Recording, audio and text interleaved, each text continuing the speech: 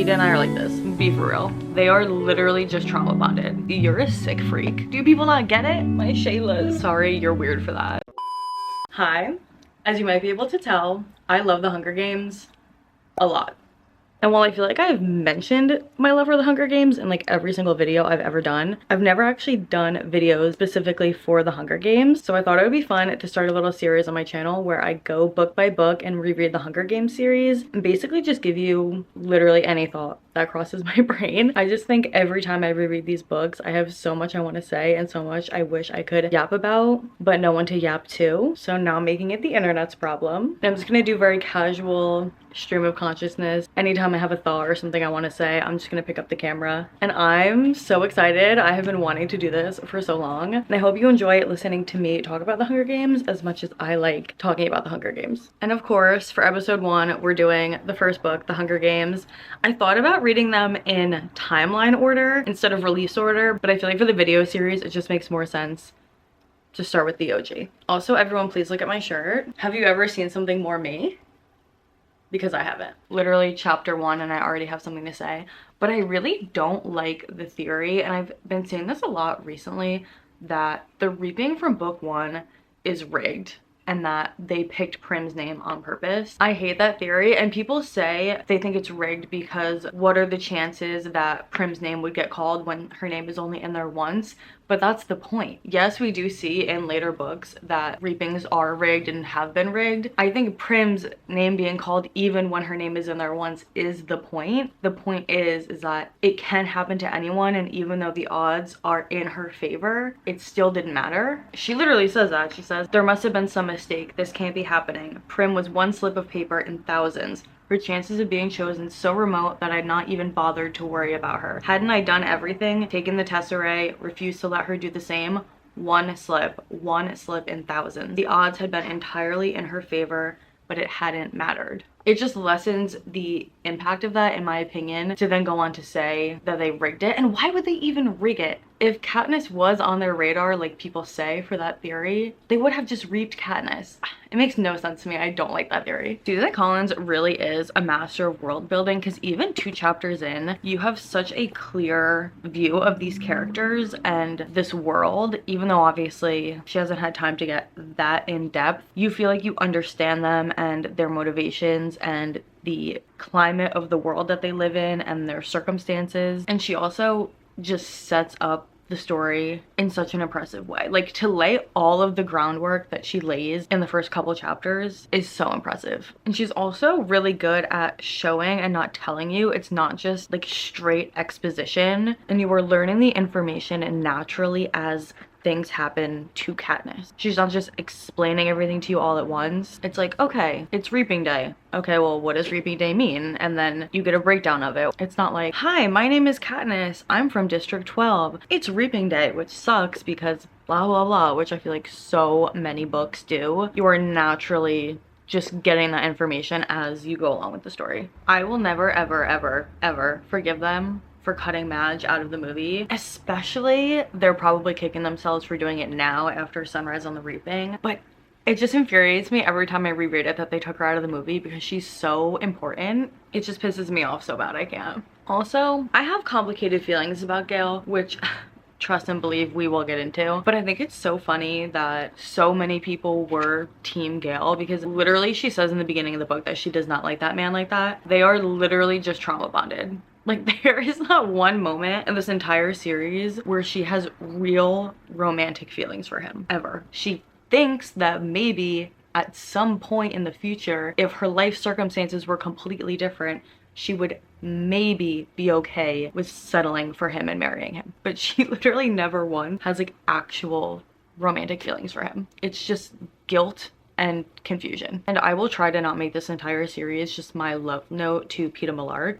but I can't promise it's gonna work, because to this day I can never shake the connection between this boy, Peeta Millard, and the bread that gave me hope, and the dandelion that reminded me that I was not doomed.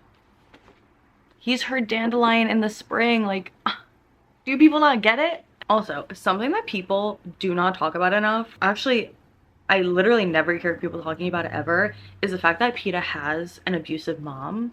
Like, hello? Why are we just skipping past that? He he has such a hard life, but he doesn't let it harden him, which I think is what makes him so special. And I'm already getting ahead of myself, but like for him to have such a tough life, go into the Hunger Games twice, then get hijacked, and still be able to make his way back to a soft, loving person. How many of you bitches could do that? Because I probably couldn't. I love him.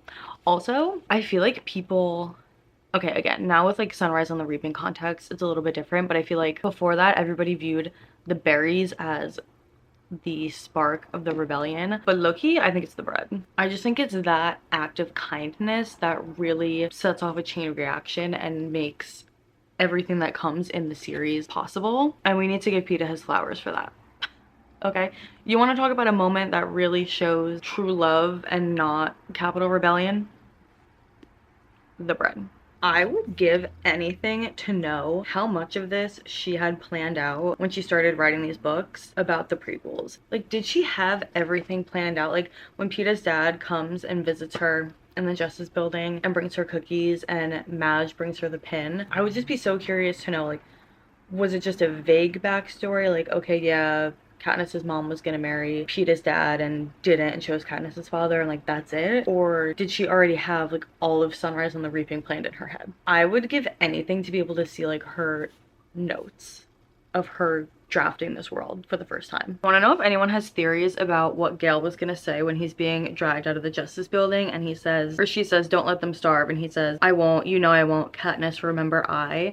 Because I feel like I always thought, and this is probably like the common consensus, is that he was gonna say I love you, but I'm just curious if anyone has other theories about what he was gonna say. I'll save my full yapping on this topic for probably Catching Fire and Mockingjay, but I'm also really sad that the prep teams didn't make it into the movies, and I do completely understand why. Obviously they can't include everything, but I just love the prep team so much, and I feel like they're really important for Katniss's character and her empathy towards capital citizens as the series goes on, and I wish we saw that more in the movies. And something you'll never catch me do is downplay Cinna's impact on the rebellion, because there literally would not be a rebellion without Cinna, and I stand by that. Something I think people forget is that Katniss, at the end of the day, is a teenage girl. She's 16. She's just a little girl. I think part of it is because Jennifer Lawrence, in my opinion, does not look 16 in the first movie. I think she looks older, and I think, while I love Jennifer Lawrence's version of Katniss, I think she's amazing and like she is Katniss to me. I think she's a lot more stoic in the movies, and she is stoic in the books too, but there are moments where you remember that she's just a teenage girl, where she's blushing and flirting and twirling in her little dresses. I love seeing it, but it also makes me so sad because she literally went through all of this at 16 and 17. Also, rest in peace to Peeta Riz Millar. He is so flirty in the book. Again, you see it a little bit in the movies because Josh Hutcherson is the most charismatic person alive. I love him so much. I love like their flirty moments. Like, they still get me. He says, you should wear flames more often. They suit you. And then he gives me a smile that seems so genuinely sweet with just the right touch of shyness. That unexpected warmth rushes through me. A warning bell goes off in my head, but because two can play at this game, I stand on tiptoes and kiss his cheek, right on his bruise. She's just a girl with a crush. Also, she's so funny because she thinks that she doesn't care about Peeta, and she obviously has paid so much attention to him, and that's just classic Katniss, like not being in touch with her emotions. But it's just so funny. She's like, yeah, I don't care about Peeta, but you know, I did watch him every day at school and at the bakery, and did you know that he can lift 100-pound sacks of flour over his head, and that he came second in the school wrestling competition, and he's so strong. Like, girl, be for real. She has no idea the effect she can have. Peeta saw the vision way before anybody else saw the vision. Also, again, Katniss being clueless. I hear Peeta's voice in my head. She has no idea the effect she can have. Obviously meant to demean me, right? But a tiny part of me wonders if this is a compliment, that he meant I was appealing in some way. It's weird how much he's noticed me. This is when they're doing their training in the tribute center. One day, Peeta empties our bread basket and points out how they have been careful to include types from the district along with the refined bread of the capital. The fish-shaped loaf tinted green with seaweed from District 4, the crescent roll moon dotted with seeds from District 11. Somehow, although it's made from the same stuff, it looks a lot more appetizing than the ugly drop biscuits that are standard fare at home. How does he know that? Because they make it a point to say later on when she's talking to Rue that they really don't know anything about the other districts. Like, she is shocked to learn what she learns about District 11 from Rue. So why would Peeta know what their bread looks like? Maybe I'm just overthinking it, but if Katniss doesn't know anything about how District 11 harvests or what kind of animals they have or what their peacekeepers are like or literally anything, how does Peeta know what the bread looks like? I'm obsessed with the fact that Peeta says he has a crush on her and she beats him up.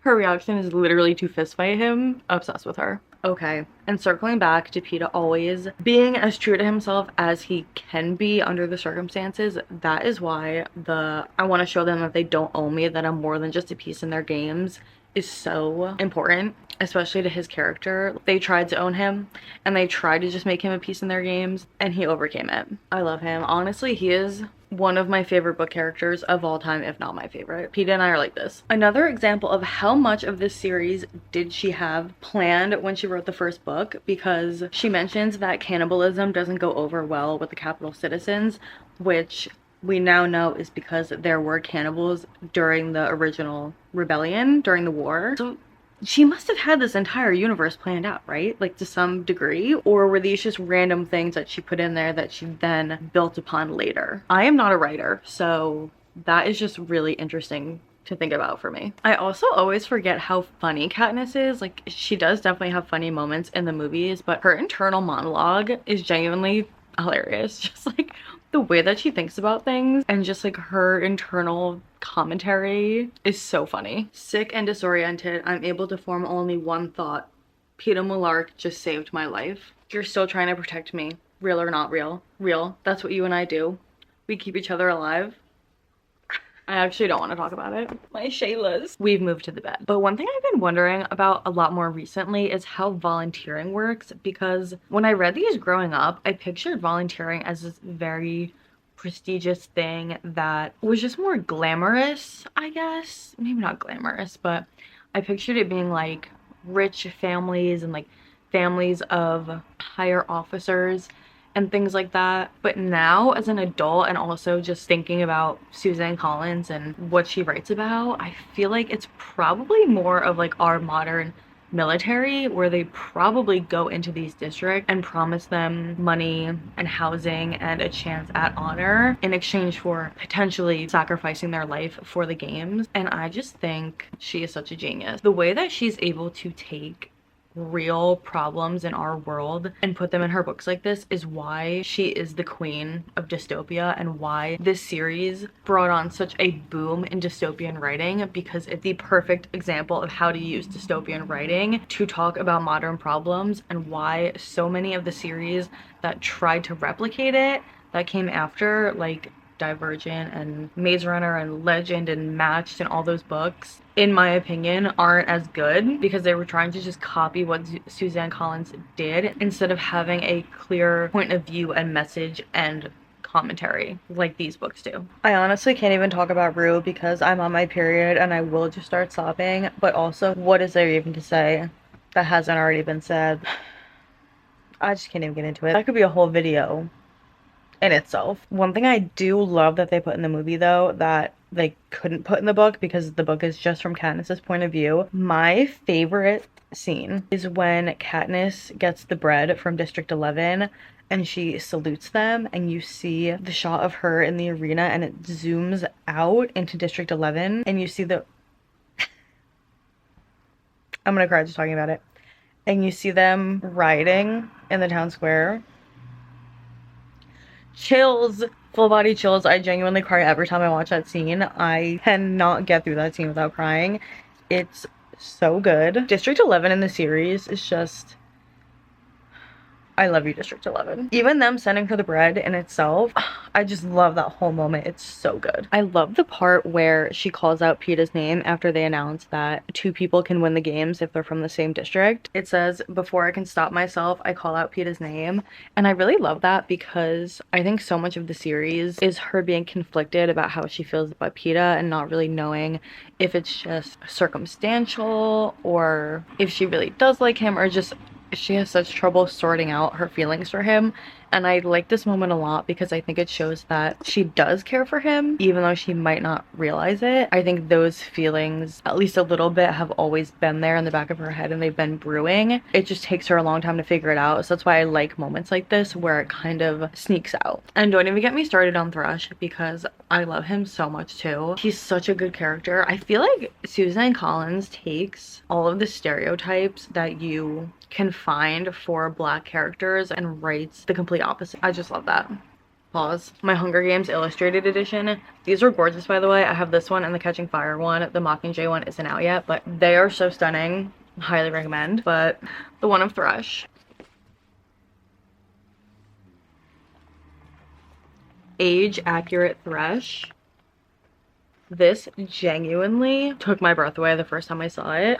They're just kids. Like, just little kids. It's so sad. And like his face, look at his face, the emotions that are playing out on his face. This artist is so talented. This is what I'm talking about. Peeta's Riz. He is so flirty and witty and I love it. Examples. Here to finish me off, sweetheart. Remember, we're madly in love, so it's alright to kiss me anytime you feel like. And then, how about that kiss? He wanted that kiss bad. This section of the book is my favorite, where she's like nursing Peeta back to health and they're in the cave. I just love it so much. It is because I'm a sucker for the Peeta Katniss romance, but it's also just so like domestic and, dare I say cozy? Can I say cozy about a book about kids murdering other kids? I don't know, but to me it's cozy, okay? He's just too sweet. Like, it actually, I love it and it makes me sad because he just loves her so much. Like, he remembers the first time he saw her in kindergarten and she had 2 braids instead of 1 and she sang the mountain song. And then you remember that he thinks that it's real and that Katniss likes him back. And Katniss, even though she does like have a little crush on him, she's really doing it to survive and because she knows that's what the audience wants to see and that's what Haymitch wants and that's how they're gonna get out of it alive. Just makes me so sad. Poor little Peeta, he's about to get his heart broken. Peeta Mellark, gold medal at the Yearning Olympics. It's also funny to me when they realize Haymitch is an actual human being. They're like, oh, I guess Haymitch wasn't always a drunk. Yeah, no, duh. Like, it's such a teenager thing to think about. Oh, adults weren't always adults and everybody has a backstory and a history even if you don't know it. But then when you actually think about Haymitch's backstory, when she goes to the feast, how come she didn't just stand on the outskirts of the field and just shot everybody from a distance? I mean, maybe it was too far away, but if she's that good with a bow and arrow, couldn't she have just killed them all from a distance? I don't know. Kind of seems like she didn't need to run into the middle of it, that's all I'm saying, but what do I know? I always thought the wolf mutts were so creepy. I remember when I read this for the first time, and cut me some slack, okay, because I was literally like 11. But I remember I was reading the end of this, like during the mutt scene, but the mutts were freaking me out so bad that I like had to take a break and I went and like found my dad and was like, hey, you know, trying to play it cool. Like I wasn't scared. I'm like, yeah, I'm reading this book. Like, I don't know, it's kind of creepy. There are these like scary wolves. He was like, okay. Yeah, that's it. You know, definitely not scared or anything. Just wanted to say what's up. But I was actually terrified. Everyone say hi to my new cat. Oh, her name is Stevie. She doesn't really like to cuddle. Okay, bye. I actually almost named her Prim Katniss or Buttercup, and then I was like, I actually have to get a personality that isn't the Hunger Games. Like, let me chill. But I love her. She's so cute. If you ship Cato and Katniss, you're a sick freak. I'm sorry, you're weird for that. I don't get it. I mean, I kind of get it because it's like an enemies to lovers thing, I guess, but I just can't support that. I'm sorry. I can't get on board. Normally I can get on board with any ship, but I can't do that one. It's interesting to me that she says the only indication of the passage of time lies in the heavens. It just stood out to me because it made me realize that there's really no religion in the Hunger Games. I feel like I'm not intelligent enough or know enough about religion to really deep dive into that, and I'm sure people have, but it's just something I've never really thought about before. And that's very interesting to me that she made this whole world that is based on America but with no religion. I want to see if there's like a video essay about that out there somewhere. The ending is so perfect but so sad. Out of the corner of my eye, I see Peeta extend his hand. I look at him, unsure. One more time for the audience, he says, His voice isn't angry, it's hollow, which is worse. Already the boy with the bread is slipping away from me. I take his hand, holding on tightly, preparing for the cameras, and dreading the moment when I will finally have to let go. Now imagine reading that and having to wait months for Catching Fire to come out. A year. When I tell you I was counting down the days until Catching Fire came out, I am not exaggerating. These are just the best books ever. And I really do believe that. Once I read this book for the first time, it was a wrap on any other books. These have been my favorite books since I read this for the first time when it came out. They always will be. I just love them so much and I never get tired of them. I literally have reread them once a year since, I don't know, 6th grade, and they're just good every single time. I like them the same amount, if not more. Every time I reread them, I think I'm gonna get sick of them, and I never ever do. They're just so good. Shout out to this girl I knew in middle school. I was doing community theater. Yes, I was a theater kid.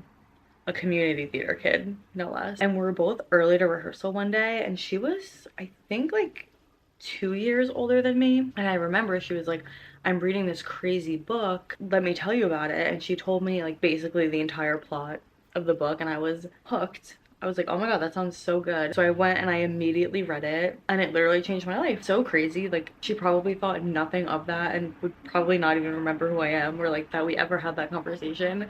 But it still sticks out to me so much because it was my first introduction to this world, and it just ended up being my favorite thing ever. So shout out to her. I just love these books so much. I hope you guys enjoyed this vlog. It was really fun to film. I'm so excited to do the rest of the series and Catching Fire, because Catching Fire is the best book in the series, duh. So I'll see you guys soon for that. Thank you so much for watching.